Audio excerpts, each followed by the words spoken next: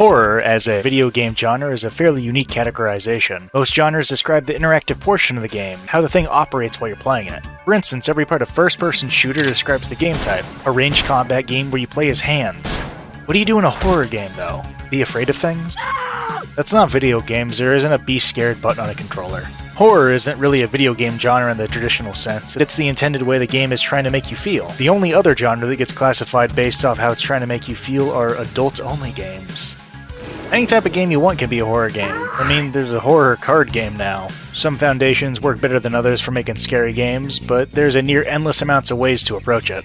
Early on, 3D horror games had their own sort of flavor, where you'd still fight and defeat enemies, but your resources were fairly limited and combat was purposely not very technical. More recently, you've got your attempts to maximize fear factor by making the player feel as helpless as possible. Usually they limit or entirely restrict your ability to fight enemies directly. I'm talking about stuff like Markiplier and indie horror games that present and explore cool gimmicks while not overstaying their welcome. There's also the really cool hide-and-seek with naked men in poorly lit rooms, subgenre of horror-themed walking sims. These games have disclaimers at the start that let you know that you can't fight stuff in these games because fighting isn't scary.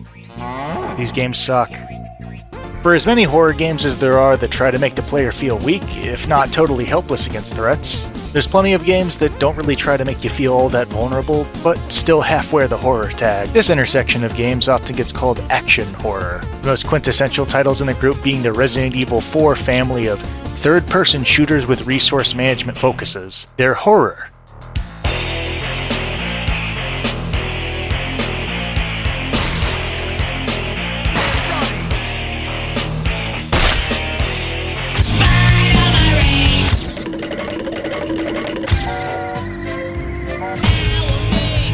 Horror games. And that's just fine. There are people who complain about the level of action in these games, some even going as far to say that they ruined the horror genre for a while with their lack of hiding closets and exposed wieners. Bingo.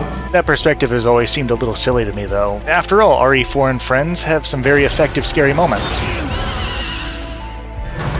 And logistically, or whatever you want to call it, when you're making a $60, soon-to-be $70 single-player video game product with an 8 to 12 hour average playthrough time, it's going to be very hard to keep things frightening the whole runtime. Scariness is kind of like humor. Just like jokes, scares require a level of unfamiliarity that you just can't maintain over the course of 10 hours. Especially in games where the worst thing that can happen to you is your player character gets brutalized, and then unbrutalized after you load a checkpoint right after. It's much more feasible just to make what's largely a fun action game with eerie atmosphere and enemies, and then have a few key moments where you really try to scare the player. Besides, plenty of other games marketed as horror play it much looser. Did you know that there's a game with a fat man who psychoactively projects fat guy music into the brains of everyone within a certain radius of him?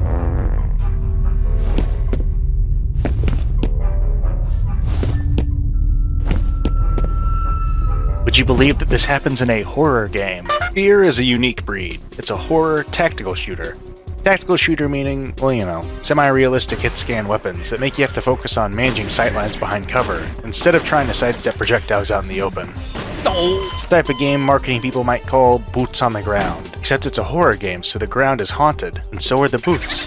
F.E.A.R is an acronym for First Encounter Assault Recon, a branch of the Special Forces dedicated to combating the paranormal. This may sound silly to you now, but you're gonna wish we had something like this when they stray too far into the DMT dimension. These volunteers are going out into the DMT wilderness, and the stories are remarkably consistent. They're encountering the same entities. To shit your pants immediately. Repeat these numbers. 1, 2, 6. Anyway, you play as a F.E.A.R operative, tasked with taking down a psychic vampire, who's able to use his mind powers to remote control an army of Counter-Strike guys. It's on fire! He's chasing after a ghost. I think he's trying to eat it to become stronger or something. The ghost also doesn't like you and skeletizes your friends on the regular. The game gives you your tactics shooting from clearing rooms of the Counter-Strike guys.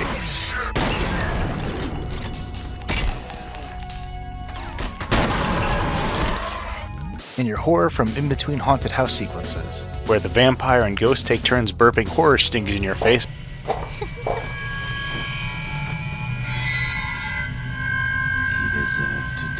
And dropping skeletons on you.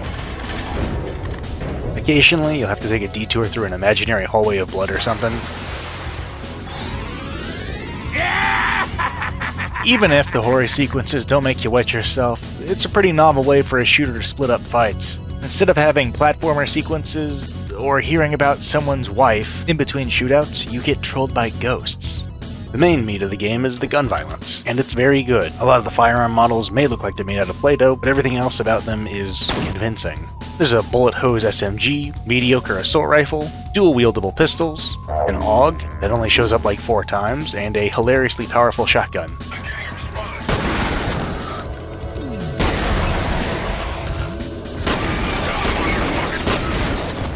You can also find a number of goofy sci-fi weapons, like the Penetrator, a burst fire rocket launcher, a vaguely titled cannon, and a skeletization ray. A handful of throwables are also littered around the game, like grenades, bouncing trip mines,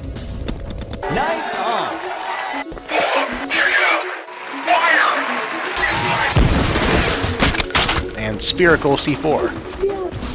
Most of the work to convince you the money shape in your hands is actually a deadly weapon is being done by the stuff getting shot.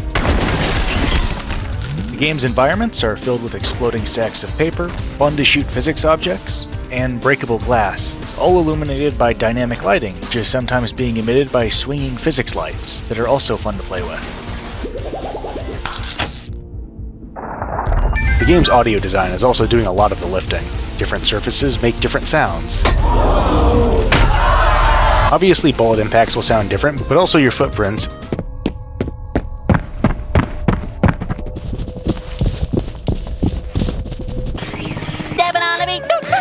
and even ejected shell casings have different percussion depending on what surface is being hit.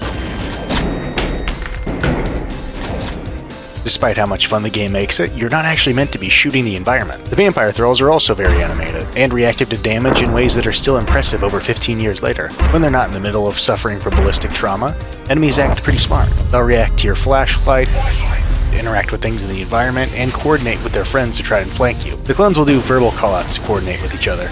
It both makes them seem fairly smart and gives them some characterization as goofballs. You would think clone stormtroopers hooked up to a psychic network would act professional to a robotic degree, but they've got some quips. They end up feeling more like an airsoft team that showed up to the wrong field.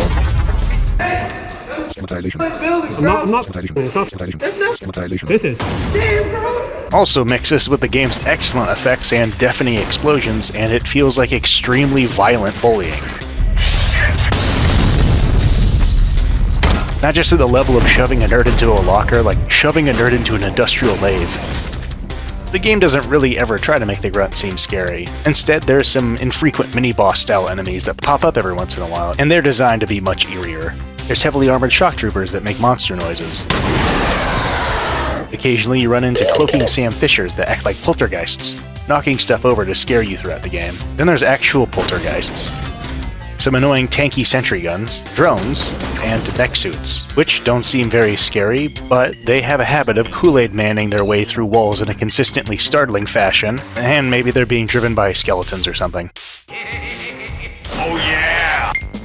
There's not a whole lot to talk about gameplay-wise. It's a really fun tactical shooter, so mostly just click on heads and manage sightlines like any other game like this. F.E.A.R's got some unique stuff going on though. Primarily you can slow time, which primarily lets you make the grunt screams way funnier. There's also some tactical applications to this. Most obviously, you can use it to outshoot a screen full of clones. Grenades can also be shot out of the air, which bullet time helps with.